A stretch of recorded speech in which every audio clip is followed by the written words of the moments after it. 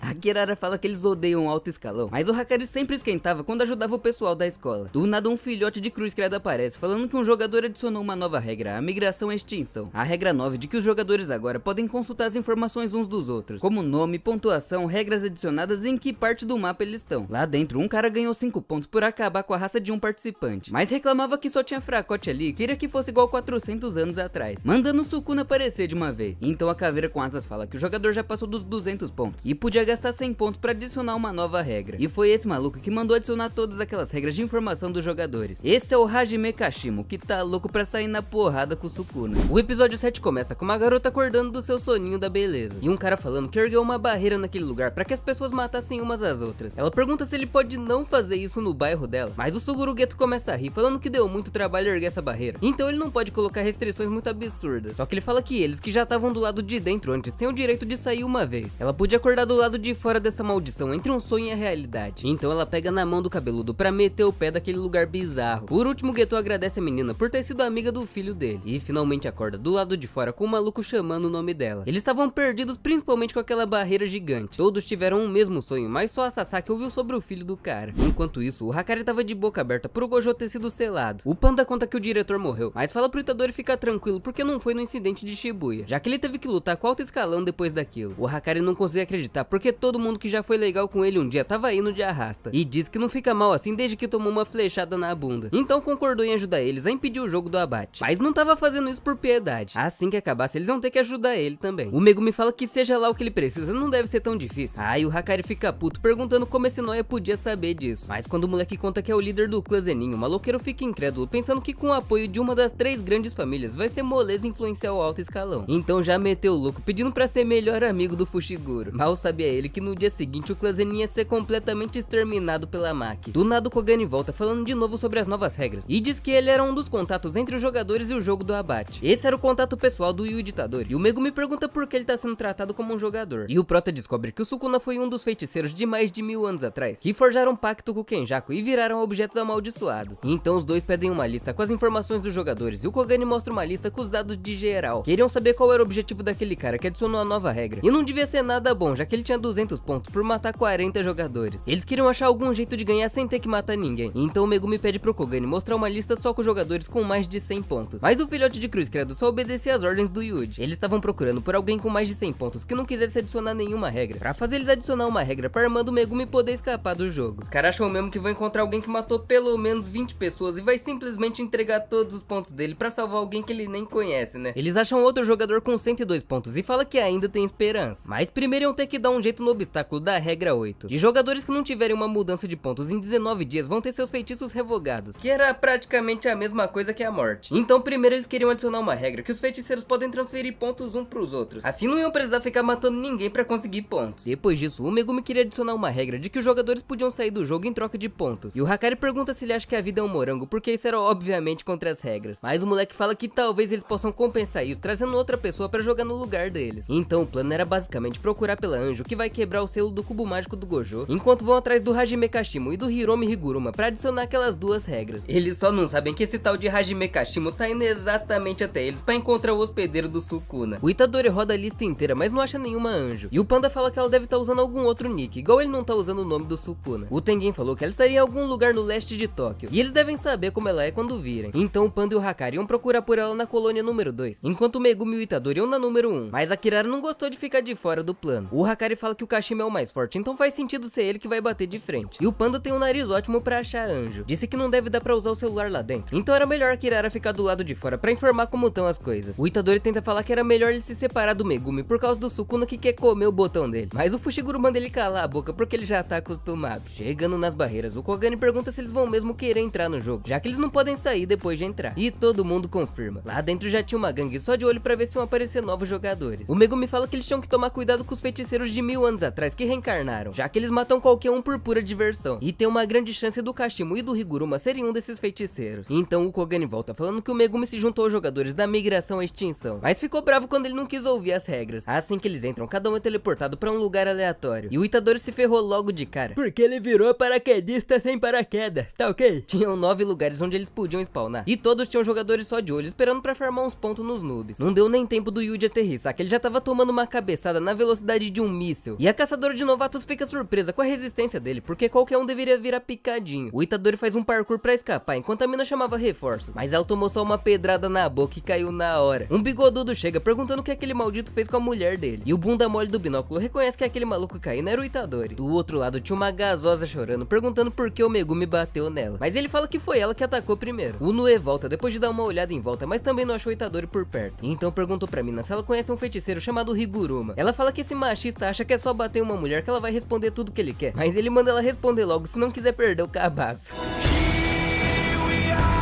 E ela fala que já entendeu tudo quando o Megumi queria saber onde estava o feiticeiro com mais de 100 pontos. Do outro lado, o Itadori continuava com o parkour de Taubaté e puxou o pé do cabeça de hélice, arrastando a cara dele de uma ponta a outra do prédio. Passou bem no meio da hélice na hora certa pra não virar carne moída, mas foi mandado pra longe pelo vento do velho, que voava atrás dele com aquela cabeça de helicóptero ridícula. O Yuji dá uma bendada com os dois pés na cara do velho e aterrissa em um prédio, e corre lá pra dentro pra impedir aquele doente de se locomover direito. Ficou esperando lá dentro até que o maluco entrou destruindo tudo e gritando que vai transformar ele em paçoca, mas o Itadori dá só um porradão no coco que dá um curto-circuito no cérebro do coroa. As hélices quebram e ele sai batendo de cara na parede igual um mosquito depois de dar uma cheirada no inseticida. O Prota ainda corta o punho e o marmanjo começa a rir falando que agora ele já era, mas tomou só uma bicuda nas preciosas e desmaiou na hora. Essa aí até eu senti, cê é louco. Do outro lado, a menina fala que pode mostrar o caminho pro Megumi se ele aceitar virar o cavaleiro dela, ou seja, tinha que proteger ela com a própria vida. E o moleque fala que aceita se ela estiver falando a verdade. O Itadori tentava acordar o velho pra perguntar do Higuruma, mas o mano da vigia vai lá falar que ele conhece esse tal Higuruma. O Megumi pergunta se a mina sabe o que vai acontecer com ela se ela estiver mentindo, já que ele não é igual o Itadori e não se importa de conseguir os 100 pontos por conta própria. E ela manda ele parar de chamar ela de você, porque o nome dela é Remy. O Itadori pergunta como o loirinho sabe o nome dele, mas o Amai-rin fala que o Yuji era famoso como o tigre da escola oeste, então todo mundo conhecia. O Megumi pergunta por que a Remy atacou ele se não é uma feiticeira do passado, e ela conta que não escolheu participar dessa bosta de jogo. Ela já tá ali faz 12 dias, e se não matar ninguém ela que vai morrer. Ele manda ela falar logo onde eles estão indo, mas nada garante que ele não ia passar a peixeira nela depois que ela contasse. O Megumi e o Itadori perguntam ao mesmo tempo onde o Higuruma tava, mas enquanto o Amai fala que ele tá em Ikebukuro, que é uma cidade onde tem bastante suprimentos, a Remy fala que ele tá em Shinjuku. E agora, qual dos dois tá metendo louco? Não é por nada não, mas essa mulher não parece muito confiável não, hein? Se você quer que eu traga o próximo episódio assim que lançar, já arrebenta o botão do like e se inscreve no canal se não for inscrito, pra gente bater 1 milhão de inscritos até o final do ano. Faltam só mais 803 mil, eu acredito. Aproveita pra assistir esse próximo vídeo aí na tela que tá brabo demais. Eu vou ficando por aqui. Valeu e falou. In